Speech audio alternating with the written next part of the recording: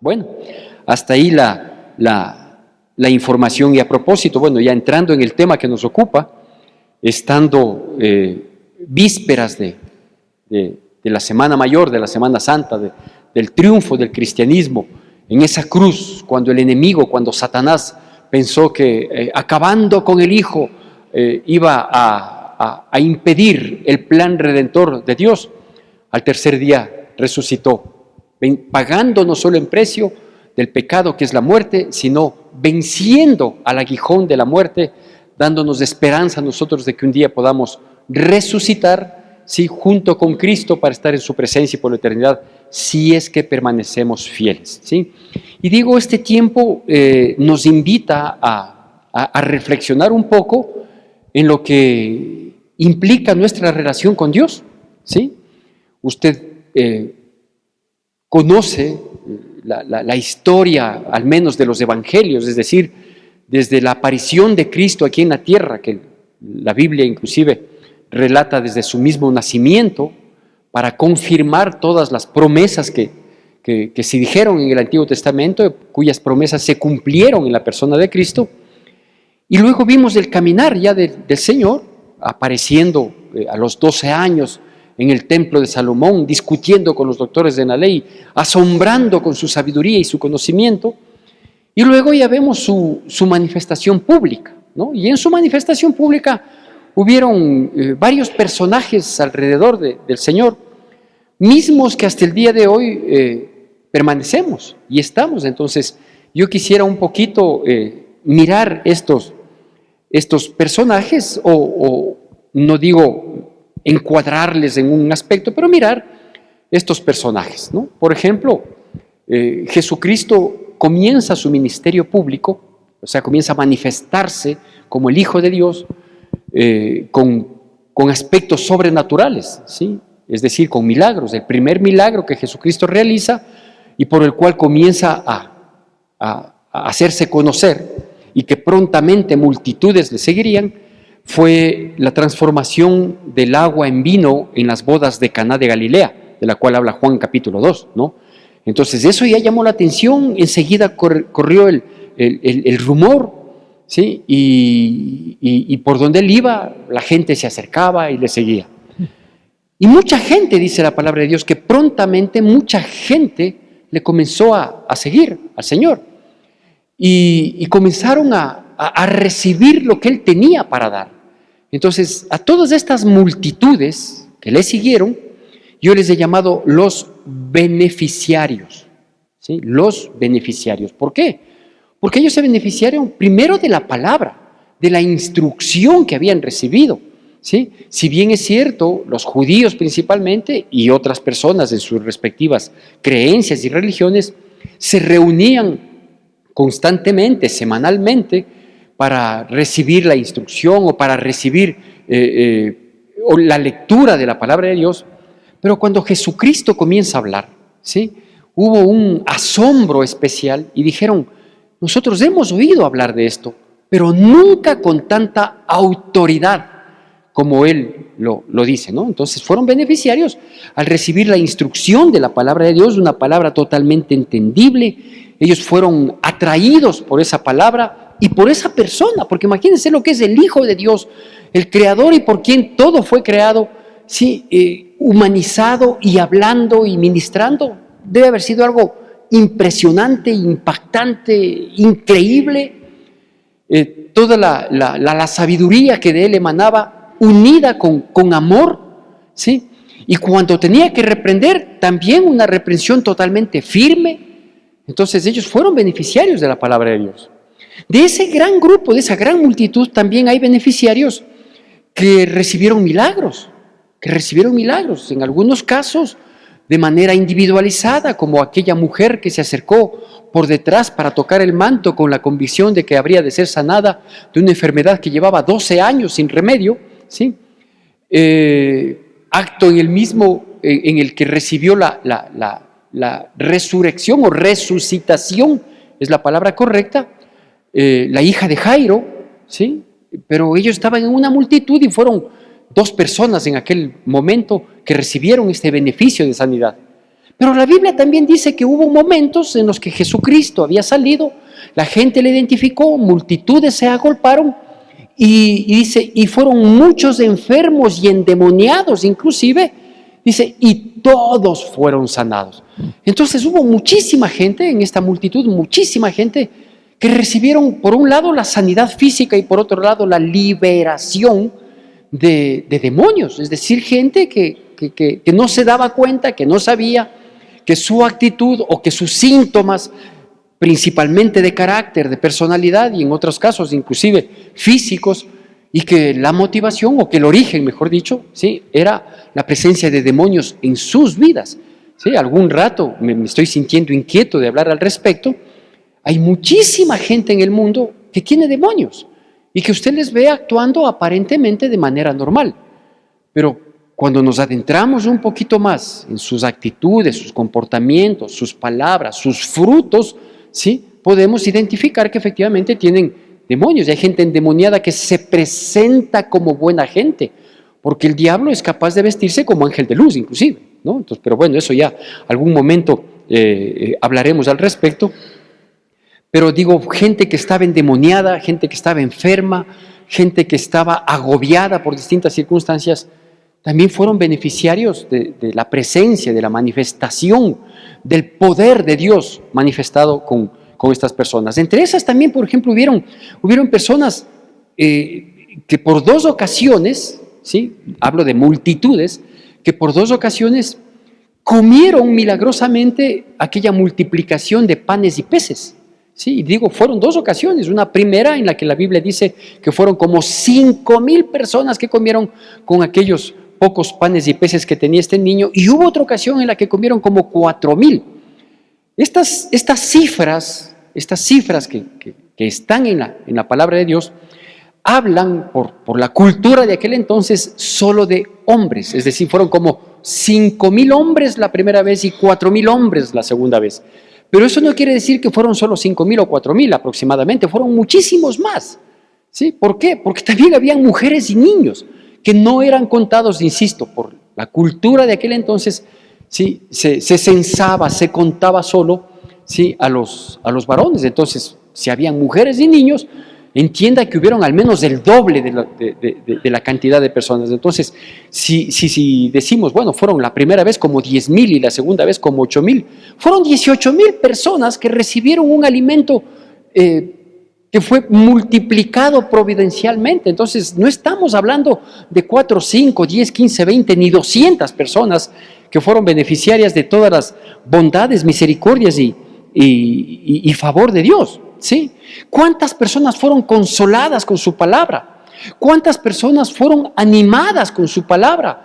¿Cuántas personas fueron orientadas correctamente? Porque digo, no eran solo los judíos, sino que habían muchas sectas, muchos criterios, muchas ideologías que al conocer de Cristo Jesús, a ellos se les llama los gentiles, ¿sí?, que al conocer de Jesús recibieron esa atracción para luego quedar fascinados y permanecer en el Señor. Entonces, hubo ese grupo que sigue habiendo el día de hoy, ¿no? Mucha gente que es beneficiaria de las bondades de Dios. Nosotros somos parte de ese grupo. ¿Cuántos dicen amén? ¿Sí? Yo no ceso y jamás me callaré, ¿sí?, de saber que yo estaba muerto en mis delitos y pecados y fui objeto de la mirada amorosa de Dios cuando debía haber sido señalado por Dios por mis pecados, por mis faltas, por la negligencia con la que manejaba mi vida. Y Dios no me señaló con un dedo, me extendió 5 para levantarme. Entonces, perdóneme, yo no encuentro mayor beneficio, a pesar de los múltiples beneficios que he recibido de mi Señor, pero el beneficio de la salvación, el que su palabra haya llegado a mi vida, el que su palabra haya transformado mi vida, haya alimentado y alentado mi vida, y de ahí se despliega, vea, las bondades del Señor, el sustento económico, la bendición de poder criarles a mis hijos en el Evangelio. O sea, hay un sinnúmero de bondades, de milagros, de favores, que por la misericordia y gracia del Señor hemos sido nosotros beneficiarios, ¿sí? Hay otro grupo totalmente opuesto, ¿no es cierto? A estos yo me permití llamarle por tener misericordia, me permití llamarle los disgustados, por no llamarle los enemigos, ¿no? Entonces hubo gente que desde que Cristo Jesús apareció aquí en la tierra, nació de una virgen y creció, y más cuando ya tiene su manifestación pública, son gente que tuvo el corazón endurecido desde siempre, podían haber sido endemoniados, que no aceptaron una liberación, ¿no es cierto?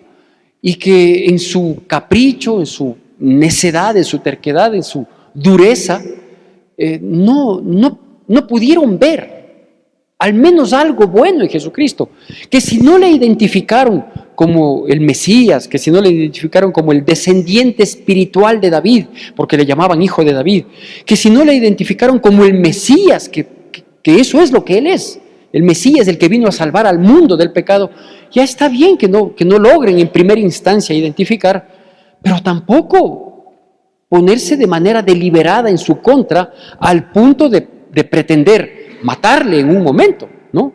Después de todas las enseñanzas y los testimonios que los beneficiarios comentaban, decían que ellos se aferren a ponerse en contraposición, insisto, de manera deliberada. Entonces a estos les llamé los disgustados. Entre ellos, ¿quiénes están? Bueno, están los fariseos, tristemente, gente religiosa, están los escribas, ¿sí? Están los doctores en la ley, están los intérpretes de la ley, están los principales sacerdotes y aún muchos de los sumos sacerdotes, de todas estas autoridades religiosas que le comento, ¿no?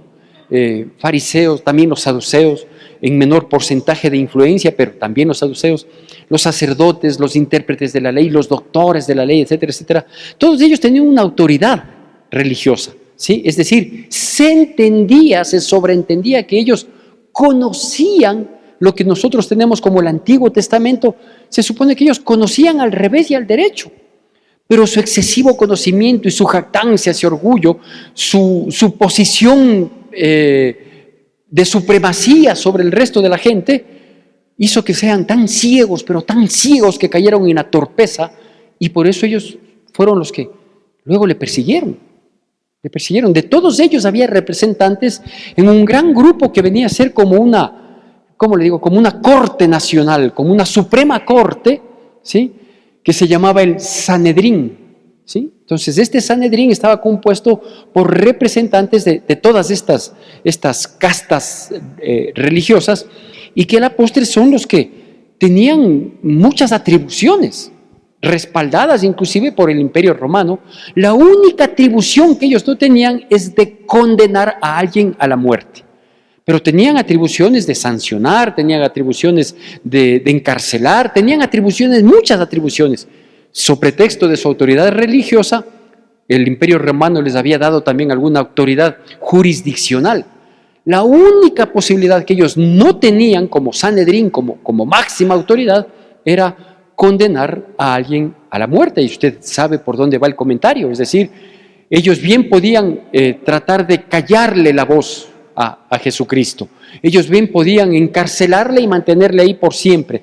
Pero como él ya había ganado adeptos, sus discípulos, mujeres, que estuvieron siempre al pie del cañón con el Señor Jesucristo, ellos dijeron, ya no vamos a lograr callar la voz de este hombre. Entonces lo que tenemos que hacer es matarle. Y como no tenemos esa posibilidad nosotros de por cuenta de nuestra autoridad, llegar a matarle a este hombre que ha venido a revolucionar, e inclusive a confrontarles a ellos, porque en alguna ocasión les dijo, entre otras cosas, sepulcros blanqueados, que aman estar en las esquinas haciendo largas oraciones, desnudando su rostro y rasgando sus vestiduras para ser vistos, pero no lo hacen de corazón. Les habló duro. Entonces obviamente si su corazón endurecido no les permitió identificar al Rey de Gloria, Cristo Jesús, ¿sí? Más aún cuando fueron redargüidos, cuando fueron confrontados con su hipocresía, con su mentira de vida, ¿sí? Pero ellos obviamente, mantuvieron esa enemistad, esa confrontación deliberada en contra de Cristo Jesús. Y claro, por eso me permití, hasta por misericordia, no llamarles enemigos, adversarios, que bien les encaja ese nombre, y decidí llamarles solo los disgustados, de momento al menos, ¿sí? Y luego hay un tercer grupo que para esto ya quiero que vayamos por favor a la palabra de Dios, y usted sabe, ¿no? Es el grupo, a estos en cambio les llamé los cercanos, ¿no es cierto? Entonces el grupo de los cercanos son, yo creo que haciendo honor, inclusive a la cronología, en el escogitamiento que tuvo Jesucristo de la gente que habría de formar su equipo de trabajo, yo creo que hay que hacer honor y decir que hubieron muchas mujeres, no solo su madre terrenal, llamémoslo así, que fue escogida por Dios, no por Cristo Jesús, sino por el Padre, para que se engendrara en ella, ¿sí? Y junto con ella, por ejemplo, la hermana de ella, ¿sí? Cuando yo veo que hay una buena relación entre hermanas, aprecio como el que más. Y la hermana de ella, que fue la madre de Juan y de Jacobo, ¿sí? María, o también conocida como Salomé, la Biblia le conoce más como la otra María, y otras mujeres que fueron sumándose para ser siervas, para jugarse el físico por Cristo Jesús. Entonces, entre los cercanos, yo creo que ellas tienen un mérito inmenso, que estuvieron desde siempre y hasta siempre, ¿no? Porque fueron las primeras que comenzaron a servirle, fueron las primeras que creyeron en Él como el Mesías, luego algunos de sus hijos que fueron discípulos, y claro, luego los discípulos en sí, aquellos que fueron llamados, aquellos que fueron escogidos, aquellos que fueron invitados a sumarse al grupo, dejando todo para seguirle, y estuvieron ahí. Y estos cercanos tuvieron ese privilegio, si existiera una palabra que multiplique por 1.000.000 la palabra privilegio, yo creo que ellos fueron eso. Yo no sé si usted algún momento en la lectura bíblica, cuando habla de los evangelios, o cuando ve las películas que suelen dar en este lapso, ¿no? En este tiempo, y se ve a Jesucristo en lo poco que se puede reflejar, mas no revelar, a través del arte del cine, y ve a Jesucristo. Hay películas últimas que le ven a Él, o que nos muestran a Él muy humanizado, ¿no? Muy condescendiente con sus discípulos, muy amigo, más allá del maestro que lo es, y así lo identificaron. Verle tan cercano, a mí me conmueve, ¿no? El hecho de poder tener un tiempo de descanso junto al maestro y reposar mi cabeza junto a su regazo, a mí me parece increíble, me parece que siendo un pecador, como lo fue Juan, de mal genio, mal carácter, él y su hermano Jacobo, que eran tan mal genios, igualitos a su padre, por eso les dijo que eran hijos del trueno, y que un hombre con esa actitud, con ese carácter, al haber sido llamado y cautivado por su amor, tenga el privilegio de caminar con él como sus discípulos 3 años y medio más o menos, dicen, haber compartido con él, haber comido con él, haber escuchado lo que escucharon también los beneficiarios, pero luego comentar al respecto cuando estaban a solas.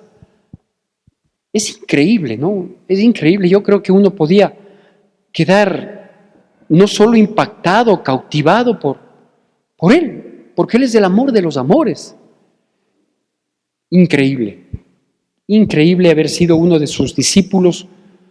Uno entiende mucho el por qué luego se jugaron el físico, luego por qué estaban dispuestos a entregar la vida. No podía ser para menos. Porque ellos no solo fueron beneficiarios, fueron de los cercanos, de los que saborearon mucho de su esencia divina y de su amor manifestado al mundo, y que ellos fueron los que pudieron llenar su corazón de lo que Cristo, mi Señor precioso, emanaba. En cada palabra, yo creo que aún en su silencio cautivaba. Ellos fueron, digo, los beneficiarios, y también sus cercanos, sus discípulos, los privilegiados en extremo. Y quizás no dejar de mencionar también entre los cercanos, que si bien no fueron llamados a ser parte del equipo, pero que en un momento tuvieron capacidad de reacción.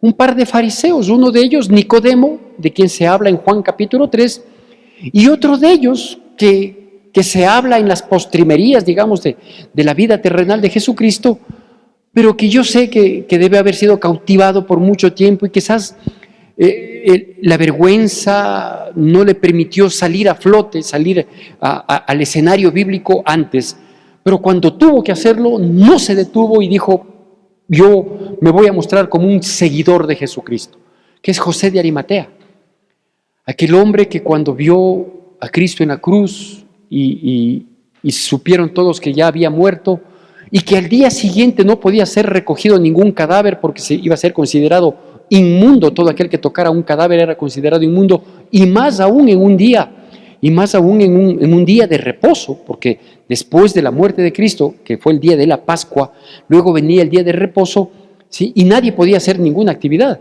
Entonces José de Arimatea dice: no podemos dejar el cuerpo de este hombre santo, de este hombre íntegro, de esta belleza de hombre, no podemos dejar ahí. Así que fue y pidió a reclamarle a Pilato y le dijo: dame el cuerpo, yo lo voy a sepultar, ¿no? Entonces, digo, en medio de estos cercanos, creo que es menester tomar en cuenta a estos dos fariseos, pero que tuvieron un corazón mucho más sensible para identificar de quién se trataba, del hombre que iba a dividir la historia en dos, en antes de él y en después de él. Bueno, con esto digo, vamos por favor al Evangelio de Marcos, capítulo 14, y permítame darle lectura de unos pocos versículos saltados. Vamos a comenzar con Marcos, capítulo 14, versículos 1 y 2.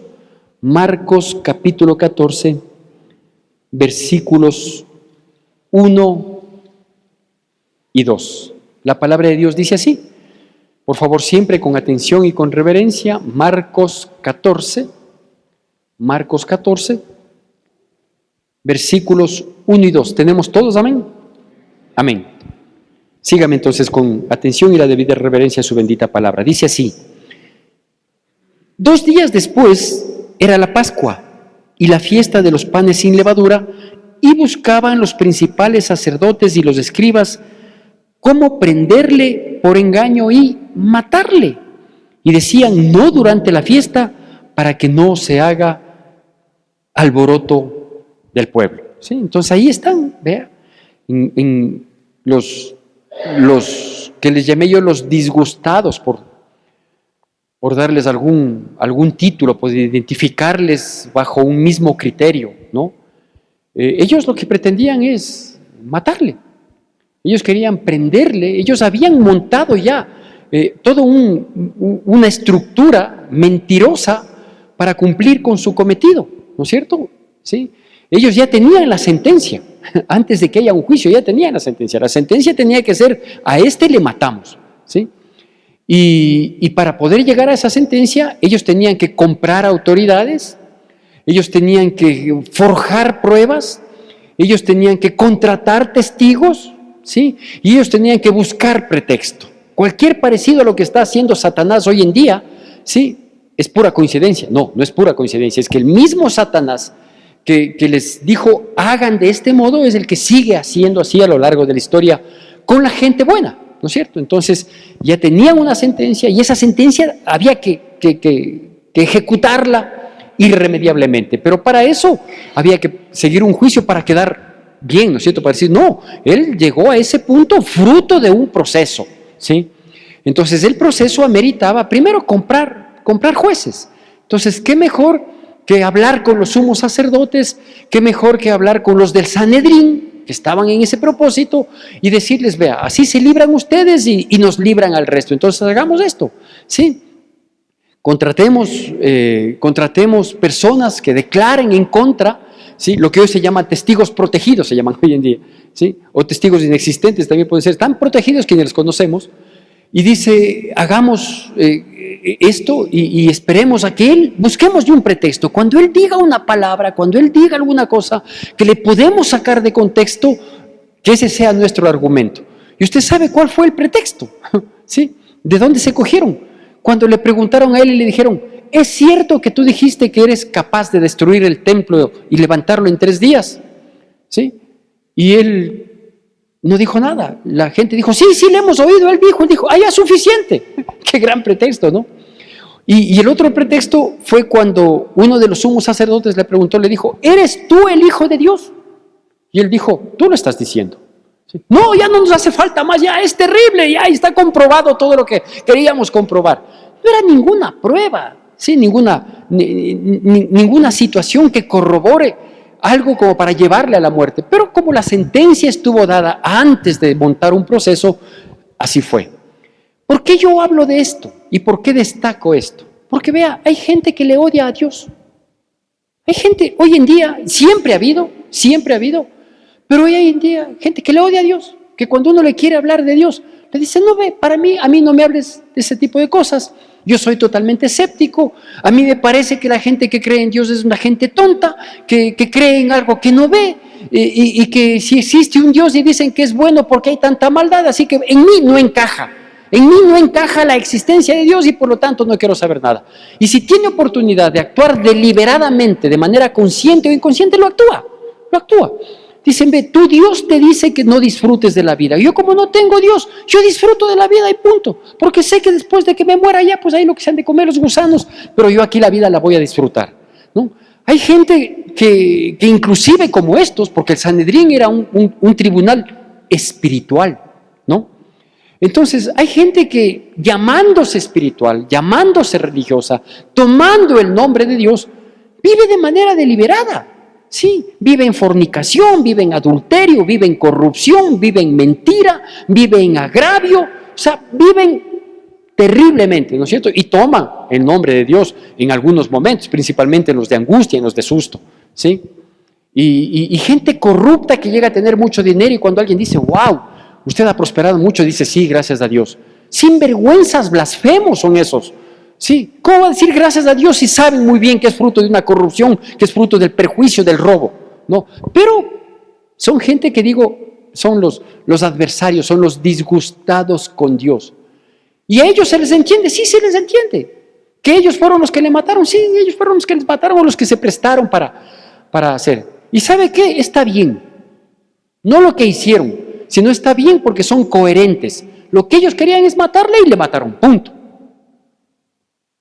Lo inentendible son los beneficiarios, ¿no?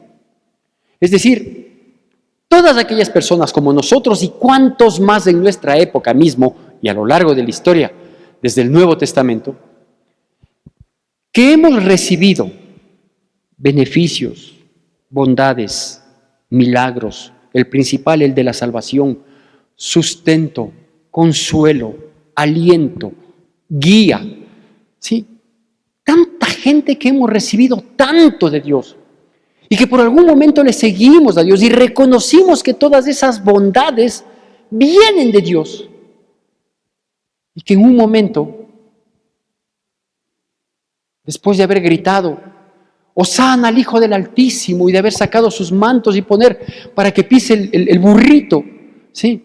Y de arrancar ramas de los árboles. En la religión tradicional hoy se conmemora, ¿no?, el Domingo de Ramos, que hace alusión a este pasaje bíblico, en el que sacaron ramas y venteaban así como una señal de adoración, de exaltación. ¿Cuántos estuvieron gritando ahí con justa razón, Hosana al Hijo del Altísimo, Hijo de David? Te reconocemos como el Mesías, porque fueron de los que comieron, por no decir otra palabra un poco más grotesca, de los que comieron de los panes, los peces. ¿Cuántos de los que estaban ahí gritando fueron sanados, fueron restaurados? ¿Cuántos fueron consolados? ¿Sí? Y días después, cuando les ponen a escoger entre Jesús y Barrabás, gritaban, crucifícale. Vea, que un sumo sacerdote le pisotee, le escupe y le chirlea a mi Señor Jesucristo. Yo entiendo. Yo quisiera encontrarle para matarle. Sí, yo entiendo que lo hagan, porque ellos siempre quisieron hacerlo, fueron coherentes con su propuesta. Pero que un beneficiario le abandone a Cristo, le dé la espalda, llegue un momento en la vida en que ya no le interese, y que si quiero asesinar al cristianismo, lo asesino. Yo no entiendo. Porque los unos me dan iras, pero estos otros me indignan. Porque ellos recibieron favores de Dios. Yo me preguntaba, digo, solo desde que yo soy siervo de Dios, ni siquiera desde que soy cristiano, que ya voy para los 33 años, Dios si Dios así lo permite, en noviembre. Yo conozco muy bien mi fecha de nacimiento y no estoy hablando de la que me va envejeciendo, sino de la que me va renovando. Mi fecha de nacimiento espiritual, 17 de noviembre de 1991. Ahí nací de nuevo yo. Y no tomo en cuenta esa fecha, sino más bien la de octubre del 99, que es cuando ya comencé a servir como pastor. Y quizás 2 años antes, por ahí igual de octubre del 97, que comencé a servir a Dios a tiempo completo. Pensemos que es octubre del 97. ¿Sí? ¿Cuántas personas han pasado por nuestra iglesia que hoy preguntaría, ¿dónde están? ¿Dónde están? ¿No fueron beneficiarios? ¿No permanecieron por un tiempo en la iglesia? ¿No recibieron palabra? ¿No recibieron consuelo a través de la palabra? ¿Cuántos recibieron milagros? No por mí, sino por mi Señor. ¿Cuánta gente ha pasado y ha pasado y ha pasado? Y la pregunta es, ¿dónde están? ¿Fueron beneficiarios? Claro que fueron beneficiarios. ¿Cuántos hemos sido consolados en nuestras lágrimas por el amoroso corazón de mi Señor? ¿Cuántos hemos recibido, discúlpeme que lo diga de esta manera, la papa diariamente, porque Él ha suplido nuestras necesidades? ¿Y dónde están? Entonces yo no les entiendo. Yo le entiendo al sumo sacerdote, al Sanedrín, a todos esos criminales. Yo les entiendo en su coherencia, porque al menos fueron coherentes. Pero en los beneficiarios, en mí, en usted, que Dios nos guarde, de alejarnos de sus caminos, porque pasaríamos a ser peor que los disgustados, pasaríamos a ser malagradecidos, pasaríamos a ser enemigos, adversarios de Dios, después de haber recibido tanto. Entonces, a esos yo no les entiendo. A los que fueron sanados, restaurados, consolados, guiados, alimentados, impactados con la presencia, con la sola presencia de Dios. El solo hecho de que Jesucristo, como Hijo de Dios, se haya humillado a la condición de hombre es suficiente para adorarle. Pero no, aparte de eso, llegó a ser tan obediente que murió en la muerte y muerte de cruz, la más cruenta muerte que tenían los más terribles criminales como eran los romanos. Y aceptó por amor a usted y a mí, y que a la vuelta de la esquina le dejemos, que a la vuelta de la esquina nos alejemos, que me dé el lujo de decir, sí Señor, yo acepto, yo reconozco tantas bondades, pero me da la gana de vivir en pecado. ¿Cuál es el problema? Eso es seguirle cayendo a latigazos a mi Señor Jesucristo, pues. Entonces yo no entiendo que un beneficiario pueda alejarse, pueda distanciarse, pueda enfriarse. ¿Qué les pasó a estos? Que cuando tenían que escoger lo correcto y que no necesitaban mucho discernimiento entre un criminal, un Barrabás, uno que se levantaba en armas en contra de lo instituido, que vivía en cabarets, que era un perdido. Y acá la santidad, el amor, la vida, la resurrección. Y que hayan escogido la libertad de este pecador y la condenación de un santo, yo no entiendo. No entiendo. ¿Qué pasa con la gente? ¿Qué pasa con la humanidad? ¿Qué pasa con los asistentes a la iglesia? Que no todos parecen ser cristianos. Se entusiasman por un tiempo, se comprometen, sí. Por eso le ruego, le suplico, ¿sí? Asista a los talleres, asista a las células, para que se afirme, para que el día de mañana no venga cualquier viento de doctrina y desaparezca y después nos encontremos en la vida, si es que Dios permite algún rato, y que yo le diga, ¿qué ha pasado que no le he visto por la iglesia? Y que me diga, no, ahora soy Hare Krishna. O que me diga, no, ¿sabe qué? El hinduismo. O que me diga, ahora estoy en meditación trascendental, y tanta porquería y basura que hay hoy en día para distraer a los beneficiarios de Jesucristo que no llegaron a afirmarse en Él. No entiendo. Si usted entiende, por favor, tómese unos minutos a la salida y déjeme la explicación. ¿Por qué se enfrían? ¿Por qué fueron tan ingratos en olvidar los favores de Dios? Y no es que olvidaron un favor que quizás entre nosotros podíamos decir, vean, lo que pasa es que yo no me acordé, pastor, ahora que usted me dice, me acuerdo que sí, efectivamente, ¿cómo llegué a los caminos de Dios? ¿Cómo llegué? Yo estaba a vísperas de estar condenado y Cristo se cruzó en mi vida y me rescató. Pero ellos, Jesucristo había 3 años, 5 meses había estado manifestándose como Dios. Y se olvidaron los favores de hace 3 años, de hace 2, de hace 1 año, de la semana pasada. Incomprensible. Y eran beneficiarios. ¿Qué pasa con la humanidad? Se olvida de los favores recibidos, desmerece los favores recibidos, o algo que es peor que olvidarse o desmerecer. Es creerse merecedores de los favores. Ah, no, sí, yo fui sanado, yo he sido sustentado, yo soy alimentado, a mí nada me falta. Sí, pero es porque yo lo merezco. Por favor, me indigna, me irrita, me transforma pensar que alguien cree que tiene y ha logrado porque lo merece. Y la misericordia y el favor de Dios, ¿qué tal que Dios haga y mañana no amanezcas? Cuando todo lo que tenemos proviene de Dios, la vida, el hálito, el inhalar y el exhalar es por la infinita misericordia de Dios. El alimento que nos venimos sirviendo, el que nos vamos a servir en el bar a la salida, es por la infinita misericordia y favor de Dios. ¿Qué tal que Dios diga a la naturaleza que es creada por Él, no produzcas tierra, que produzcan solo cardos y espinos? ¿De qué vamos a comer? ¿Ah? ¿De la pinta, de la jactancia, del orgullo, de la vanagloria, de los logros? No, Señor.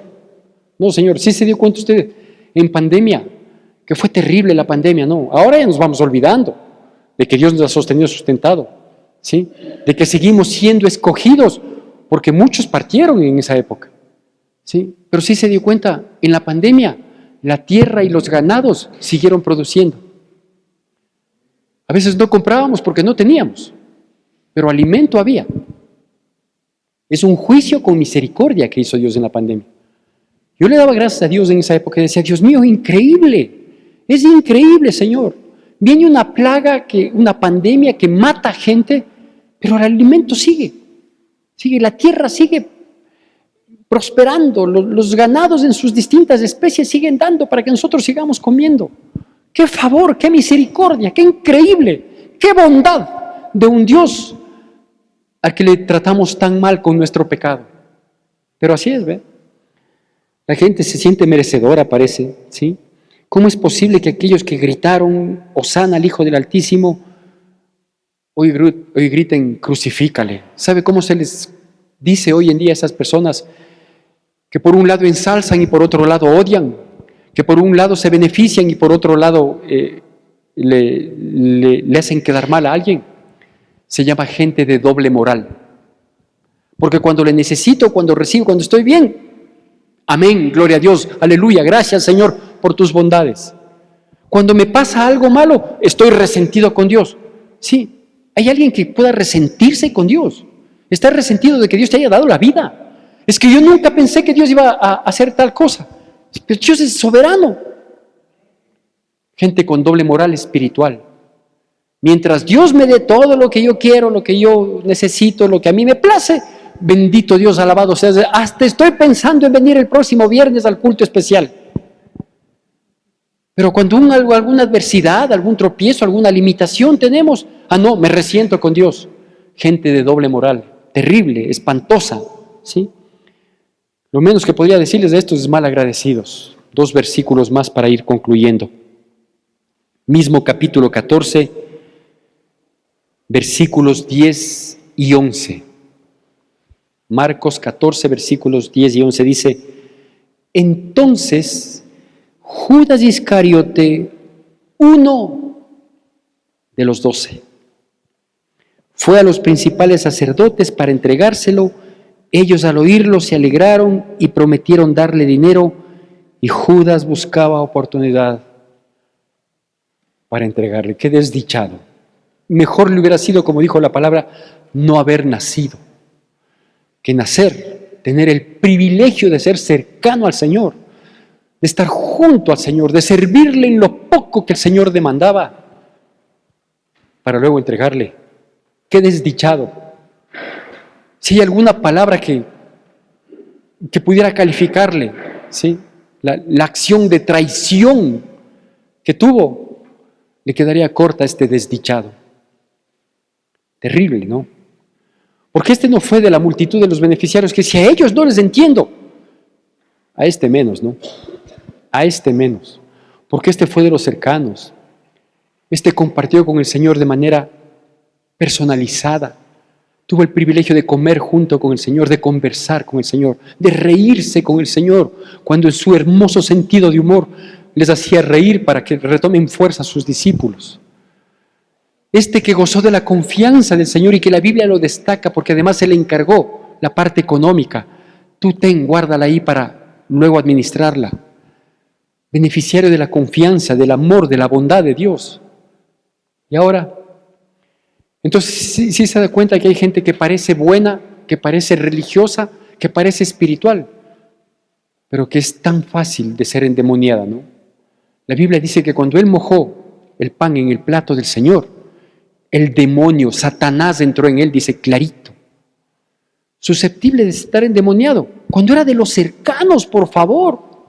No era uno que había oído, no, él era de los cercanos, de los que convivió. Y le traicionó. Y le traicionó con una facilidad increíble. Y le traicionó con una, no solo de manera deliberada, sino inclusive agravando la condición de él como hijo de Dios. Porque le vendió por 30 monedas de plata, precio que se pagaba por un esclavo. Y eso él lo sabía plenamente. Qué corazón tan endurecido, ¿no? Yo quiero concluir con esto de despreciar la amistad de Dios, ¿no? Un corazón tan endurecido que luego, cuando él, entre comillas, se arrepiente, y ya le voy a explicar por qué lo digo entre comillas. Porque luego él fue a devolver las 30 monedas de plata, arrepentido de haber hecho lo que hizo, pero en realidad no estuvo arrepentido, estuvo una palabra que solemos usar nosotros como sinónimo, pero tiene gran diferencia. Él estuvo remordido la conciencia. Remordido la conciencia. Porque si hubiera estado arrepentido, no se hubiera ahorcado. A él solo le remordió la conciencia no le permitía vivir y por eso fue que enseguida fue y se ahorcó. Y ni la soga le pudo soportar al sinvergüenza que se arrancó la soga y cayó y se desparramaron sus sesos. Así dice la palabra de Dios. Triste historia, ¿no? Estos personajes alrededor de Jesús. Nosotros, gracias a Dios, no somos parte del Sanedrín. Qué alivio. Nosotros no queremos de manera deliberada irnos en contra de Él. No hablamos mal de Él, no le negamos, no. Nosotros somos los beneficiarios. Pero como beneficiarios estamos expuestos a olvidar las bondades de Dios. Y de a poquito irnos enfriando, olvidarnos de sus favores, de sus misericordias. También nos vamos olvidando de la palabra, nos vamos olvidando de orar. Y si en ese proceso de enfriamiento al cual todos estamos expuestos, nos pasa alguna cosa mala, en vez de volvernos a Dios decimos, ahí está, Dios no me hace caso, Dios no me oye, nunca me paró bola, fue tiempo perdido ir a la iglesia. Y a la vuelta de la esquina somos tan traidores, incoherentes, como los que sí fueron coherentes, porque ellos siempre quisieron destruirle. Y si algún rato nos llegamos a sentir cercanos de Dios, por el amor de Él que nos ha cautivado, aún ahí hay riesgo de que haya otro Dios que nos llame la atención, que se llama el Dios dinero. ¿Era mucho 30 monedas de plata? No, sí, apenas compraban un esclavo. No era mucho, pero era plata. El que tiene oído, oiga lo que el Espíritu habla a la iglesia. ¿Cómo se llama esta prédica? Esta prédica se llama así de simple, ¿sí? Se llama sin pasión no hay relación. O a Dios le amamos con toda nuestra alma, con toda nuestra mente, con todas nuestras fuerzas, con todo nuestro corazón. Caso contrario, la relación es endeble. Que Dios tenga misericordia y bendiga a su pueblo poderosamente en Cristo Jesús. Que la gracia de nuestro Señor Jesucristo, el amor de Dios nuestro Padre, la comunión y consolación de su Santo Espíritu sea con todos y cada uno de nosotros, y el pueblo de Dios, que es el pueblo más feliz sobre la faz de la tierra, dice: Amén.